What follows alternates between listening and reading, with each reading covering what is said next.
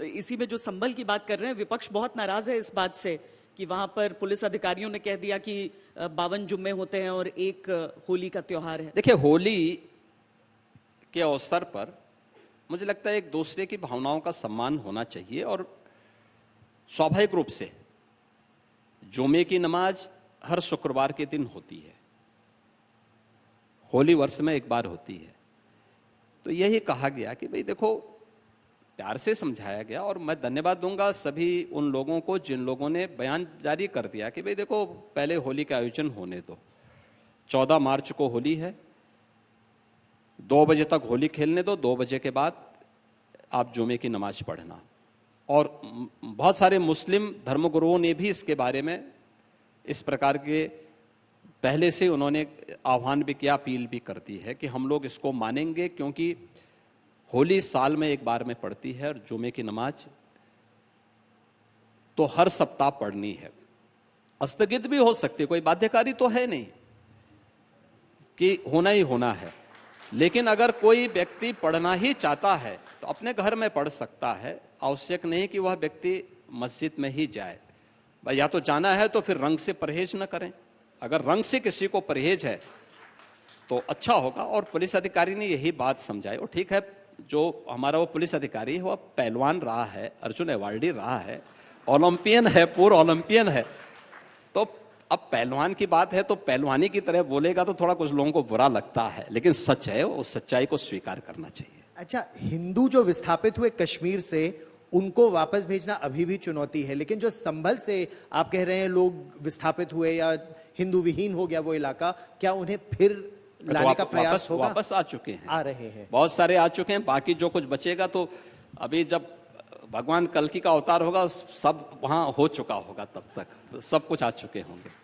आप आर्थिक विकास के इस मॉडल की बात कर रहे हैं, लेकिन एक संभल का भी मॉडल है कि अगर आप कह रहे हैं कि हम तो सत्य जानने का प्रयास कर रहे हैं, जो हमारा है वो हम लेंगे, ये आपने कहा था, लेकिन वहां हिंसा भी हो गई और पुलिस की जांच में यह भी निकला कि एक सुनियोजित साजिश भी हुई है, कुछ गोलियां भी निकली हैं। तो आर्थिक विकास का एक मॉडल और एक संभल मॉडल, तो उससे कहीं वो विकास की यात्रा एक रुक तो नहीं जाएगी? और दूसरा, क्या हम केवल मथुरा और काशी तक सीमित रहेंगे, या फिर मथुरा, काशी, संभल, कल्कि अवतार का मंदिर है और भी आगे ये यात्रा जाएगी? देखिए, संभल एक सच्चाई है, संभल में पौराणिक दृश्य आप देखें, भारत के अंदर जो पुराणों की रचना हुई है, ये 5000 वर्ष पहले से लेकर के 3500 वर्ष पहले, आज से 3500 वर्ष से लेकर के और 5000 वर्ष के 1500 वर्षों के कालखंड में हुआ है। श्रीमद् भागवत महापुराण 5000 वर्ष पहले वेदव्यास जी ने रचा था, और उसके बाद जो शैली उन्होंने दी उसी पे अन्य पुराणों की रचना होती है। पुराणों की रचना और पुराणों में भी संभल का जिक्र है। आप मुझे बताइए, 3500 साल पहले इस्लाम का अस्तित्व था क्या? एक प्रश्न मैं ही ये पूछता हूं, था ही नहीं। इस्लाम के मूल्यों और आदर्शों के प्रति मेरे मन में सम्मान का भाव है, लेकिन 3500 वर्ष पहले थे ही नहीं भाई। लेकिन हमारा पुराण तो इस बात को कहता है, श्री हरि विष्णु का जो 10वां अवतार होगा वह संभल में होगा, और वहां पे 68 तीर्थ थे, 19 कुएं थे। आप आश्चर्य करेंगे, ये 68 तीर्थ और 19 कुओं को सबको कब्जा करके नष्ट कर दिया गया, कब्जा कर लिया गया। किसी को कानों कान खबर नहीं लगी, कोई बोला नहीं। 1976 में एक बड़ा दंगा हुआ, वहां सैकड़ों हिंदुओं का कत्लेआम हुआ, पूरी फाइल दबा दी गई। 1996 में इसी समाजवादी पार्टी की सरकार थी, इन्होंने उनके मुकदमे वापस ले लिए।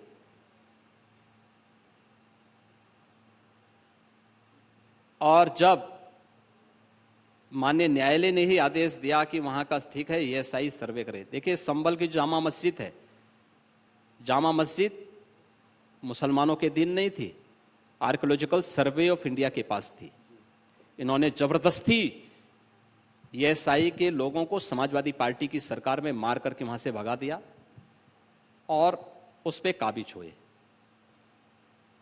उसके बाद इन लोगों ने वहां पर अपने कार्यक्रमों को करना प्रारंभ कर दिया। पूरे संभल कस्बे को हिंदू विहीन कर दिया था, मंदिरों को बंद कर दिया था। इस बार शिवरात्रि में आपने देखा होगा वहां के मंदिरों में जलाभिषेक का कार्यक्रम हुआ। अब तो नहीं कोई पत्थरबाजी कर रहा है वहां, अब तो नहीं कोई वहां पे उत्पात कर रहा है। अब वहां कुएं खोदे जा रहे हैं, सब कुएं निकल रहे हैं। पत्थर का भी तो पुलिस स्टेशन बना रहे हैं। हाँ, हमने मस्जिद के जो जहां पे संभल का मुख्य तीर्थ था उसी के सामने हमने सुरक्षा की दृष्टि से पुलिस चौकी भी हमारी बन चुकी है और सभी कुओं को, सभी तीर्थों को, यानी 68 तीर्थों में से बहुत सारे तीर्थ निकल चुके हैं, कुछ पे हमारा कार्य चल रहा है अभी। और ये सब सच्चाई आना चाहिए सबके सामने। भाई ये तो सभी चीजें नीचे दबी हुई हैं, अभी भी बची हुई हैं, तो कैसे आप इसको बोल सकते हैं? पुरातात्विक प्रमाण तो वहां मौजूद है।